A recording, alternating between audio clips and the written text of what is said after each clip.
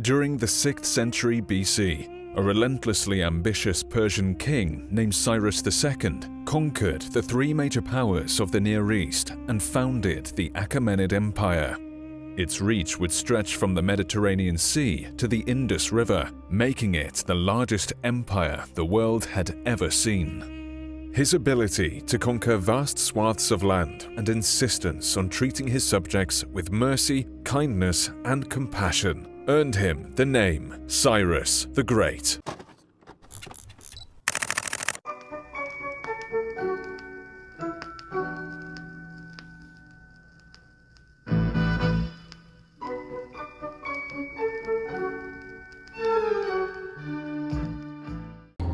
Hey, Shalom, it's your brother Yonathan. First and foremost, I want to give all praises to the Most High, Yahweh, Bahashem, Yahushai, Bahashem, Rekah Quadash. I want to give double honors to the apostles and the elders of Great Millstone. I want to say Shalom to all the brothers and, of course, the few sisters who are pursuing this truth in sincerity. All right, may the blessing of election be upon your house. Today, we're going to dive into the fact that the Lord can use whoever he wants to fulfill his purpose, even if that person isn't of the nation of Israel. All right? The example I'm going to go into today is with King Cyrus of Persia. All right? And when I bring up some of these historical facts, you'll realize this whole man's life was set up to deliver Israel out of the Babylonian captivity. Yeah, the Lord can use whoever he wants. John the Baptist told the Pharisees, he said the Lord can lift up these stones and make them the sons of Abraham. When you have these whistleblowers going into particular facts, that's for our purpose. He's having, this devil's tongue fall upon himself. People of his own nation bringing out these things that we can use to line up with the scriptures and edify for his purpose. All right. So people don't realize that the things that are happening today, the whole thing with Israel that's happening recently, all the things that are playing out on the earth is for the purpose of Israel being established, the new heavens and a new earth being established. People would look at you crazy if you said, all this, the Lord rousing up these nations so he could set the so-called Black, Latino, Native American people up in a eternal government. They'll look at you like, nigga, what are you talking about? But it's true. All right, so just to back up my statement, let's first go to Daniel 2. It's Daniel 2:20. It says, Daniel answered and said, blessed be the name of God forever and ever, for wisdom and might are his. And he changeth the times and the seasons. He removeth kings and setteth up kings. And he giveth wisdom unto the wise and knowledge to them that know understanding. So yeah, the Lord can use whoever he wants. If somebody's put in a powerful position to call some shots, the Lord put them there. All right. So, as far as Cyrus, the Lord used him to help deliver Israel out of that Babylonian captivity. All right. But, that doesn't mean someone of another nation can receive salvation. They're just a piece on the chessboard for the Lord. They're just a utensil that he can use. All right? He's not confined to using only men of Israel. He can use whoever he wants. It's his movie. He's the one that did the casting. All right? Now let's go to Isaiah 45. All right, so this is Isaiah 44, and we'll just read 28. It says, that saith of Cyrus, he is my shepherd, and shall perform all my pleasure. I'm going to use him. All right? And perform all my pleasure, even saying to Jerusalem, thou shalt be built. Because we were in captivity in Babylon, right? We didn't have a temple. We couldn't keep, the Lord's ways in fullness. All right, thou shalt be built, and to the temple thy foundation shall be laid. So when Cyrus came into power, man, he had laws that he had written up to allow Israel to go back to their homeland, to rebuild the temple, and to keep their ways, to keep the customs that were given to us by our forefathers, through our forefathers by Yahweh, Hashem, Yahushai, right? So this was a big deal. He played a pivotal part, in our heritage remaining intact. All right, the thing to take note of is that as we're reading this, it's speaking in the sense of after the exile to Babylon, which is 150 years after Isaiah died. So the Lord revealed unto him things in the distant future. Well, not the distant future, the near future, right? We're in the distant future, right? And it was on point. When Persia came and took over Babylon, it lined exactly up with the words of Isaiah. So when you realize that, it relieves you of worry because you understand that we serve a power who orchestrates history. Most people don't get the magnitude of what this book is about and the power that it has. They don't understand the weight of prophecy. All right, let's continue on. Let's go to chapter 45. All right, it's Isaiah 45:1. It says, "Thus saith the Lord to his anointed, to Cyrus, whose right hand I have holden." So he's like a child. He's holding him, walking him, and guiding him. And it was all for our purpose, for our deliverance, to subdue nations before him, the same way he did with Alexander the Greek, and will loose the loins of kings, to open before him the two-leaved gates, and the gates shall not be shut. I will go before thee and make the crooked places straight. I will break in pieces the gates of brass and cut in sunder the bars of iron. And I will give thee the treasures of darkness and the hidden riches of secret places, that thou mayest know that I, the Lord, which called thee by thy name, am the God of Israel. So he was guiding King Cyrus for the purpose of who? For the nation of Israel. For Jacob, my servant's sake, and Israel, mine elect. So he could use pieces that are outside of his covenants. But at the end of the day, whatever the Lord is doing is for his purpose and the purpose of his people. Verse 4 again. For Jacob, my servant's sake, and Israel, mine elect, I have even called thee by thy name. I have surnamed thee, though thou hast not known me. All right. So he's the one that orchestrated, quote, I'm doing the quotation marks right now, Cyrus the Great's path. And it's beautiful because when you look in our time, you're seeing all these pieces moving. You're seeing all these leaders in an uproar. We understand how World War III is going to be set up, the fashion in which it's going to be fought, where it's going to be fought, the great deaths that's going to be taking place, the things that have to precede it before it actually comes into fullness. The MOTB has to be fully there and made mandatory. We see all these pieces moving, man. We can be relieved of worry because we understand that the Lord is orchestrating. He has the will. We just have to walk in upright conduct and don't fall victim to the temptations that he already told us are going to come. Right? Now, there's a bit of a documentary on YouTube I want to show you guys. I'm gonna let it play, a couple minutes of it play, because when you watch it and it starts to go through a little bit of the history of King Cyrus's upbringing, it becomes very evident that his whole life was structured to fulfill the Lord's purpose. It's beautiful. All right. All of our lives were structured to fulfill the Lord's purpose. Abaratazas in righteousness, but everybody's life is structured for the Lord's purpose, man. Okay. That should be putting your mind at rest. Because you've been given a way to win. You just got to walk in it. All right. But I want to show you guys this clip because there's some interesting nuggets in the documentary. Cyrus the Great was born around 600 BC in the ancient region of Persis to the king of Onshon, Cambyses I, and Queen Mendana of Media.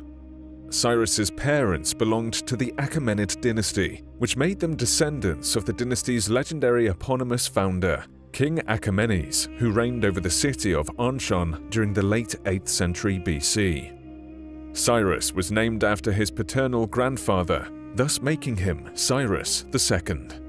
His traditional Persian name, Kurosh, meaning sun, was in honor of the celestial body worshipped within Persian culture.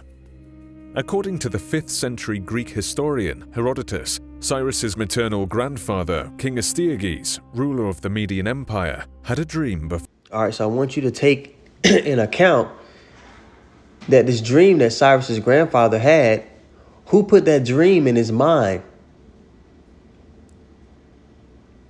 The Lord did. Job 33:15 says this: in a dream, in a vision of the night, when deep sleep falleth upon men, and slumberings upon the bed, then he openeth the ears of men, and sealeth their instruction.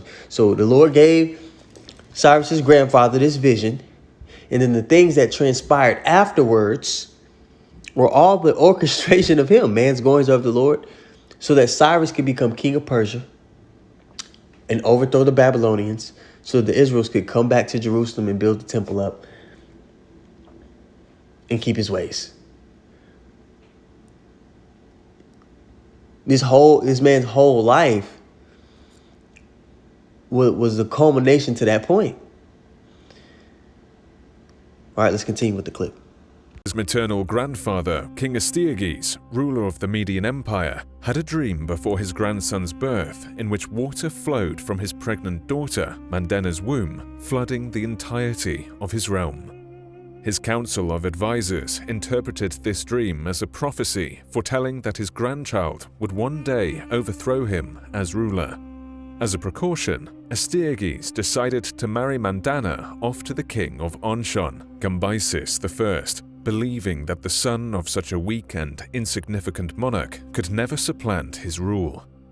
In a subsequent dream, Astyages watched as his empire became overgrown with vines that sprouted from Mandana's womb. This caused Astyages to become exceedingly paranoid, which led him to command his most senior general, Harpagus, to slay the baby upon its birth. Yeah, so you can see the Lord's hand at work. When you listen to this account, man, it's straight out of Game of Thrones. The Lord is moving all these pieces the same way he is today for the purpose of his people. Man, it's so dope when you go into these historical accounts. And again, it's this book. Not only does it line up with the secular history, but it tells us what's to come. So it hasn't been missing. It hasn't missed all this time over the generations and kingdoms that have come to rule. Why would it miss in the end? So we know that this place is going down. We know the fashion in which it's going down. We have to just wait and see it play out. But the prophecies are speaking. This is exciting, man. The prophecies have come through before, and they're going to come through again. Unable to commit such a vile act, Harpagus ordered one of his herdsmen, Mithridates, to kill the baby boy instead.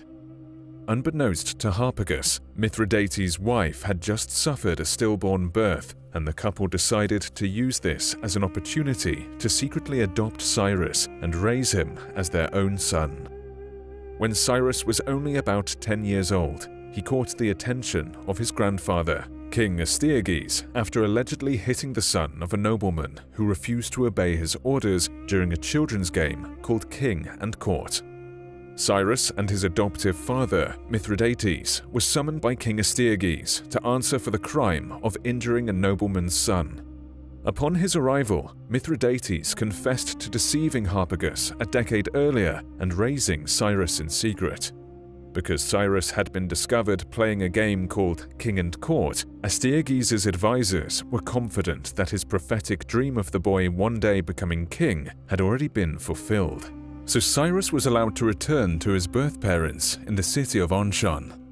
In retribution for disobeying his order to kill Cyrus as a baby, Astyages had Harpagus' 13-year-old son chopped into small pieces, boiled, roasted, and prepared to be eaten. He then...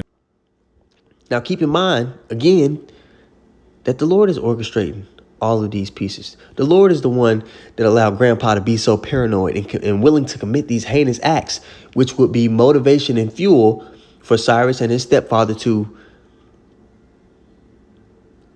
plot against the king, to turn on him, so that Cyrus would one day be in position to make those decrees so that Israel could go back to the Holy Land and build a temple. That's the gist of this lesson. But what I want you to understand, you see how this played out, how the plan went deep for the Lord. He from the jump. What's playing out today has been planned out just as thorough. So this is an exciting time for us. You understand? Because that new heavens and a new earth that we long for, it's on the horizon. It's palpable.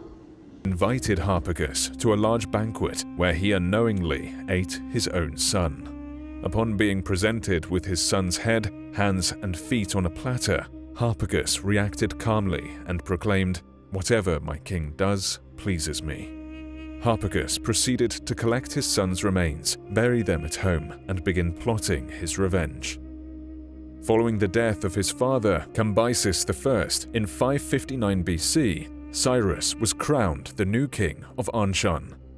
Like many local kings, Cyrus owed allegiance to the Median Empire, which was still ruled by his grandfather, Astyages.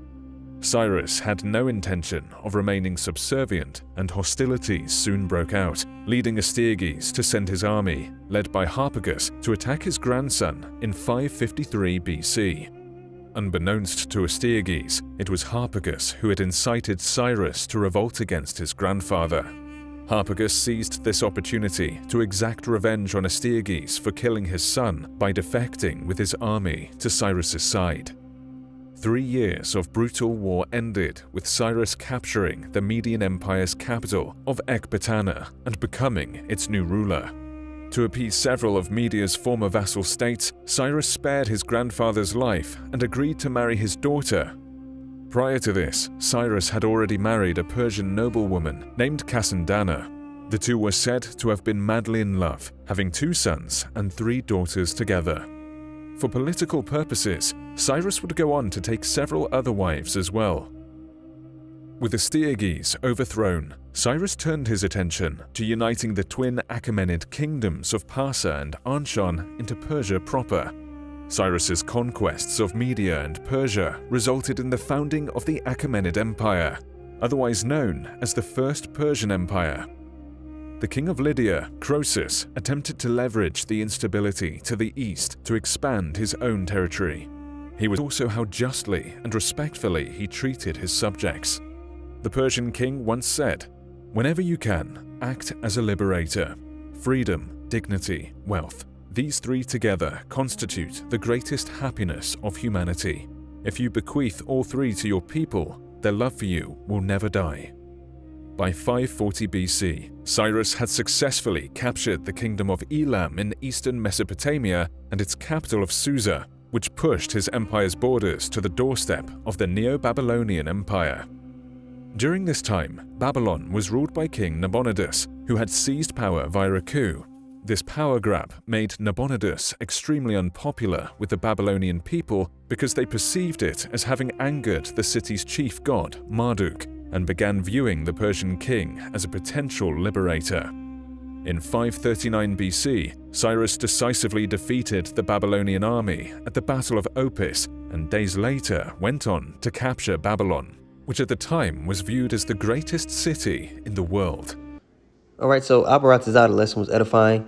Want to give all praises once more to Yahweh, Bahashem, Yahweh Shai, Bahashem, Rakah Kodash.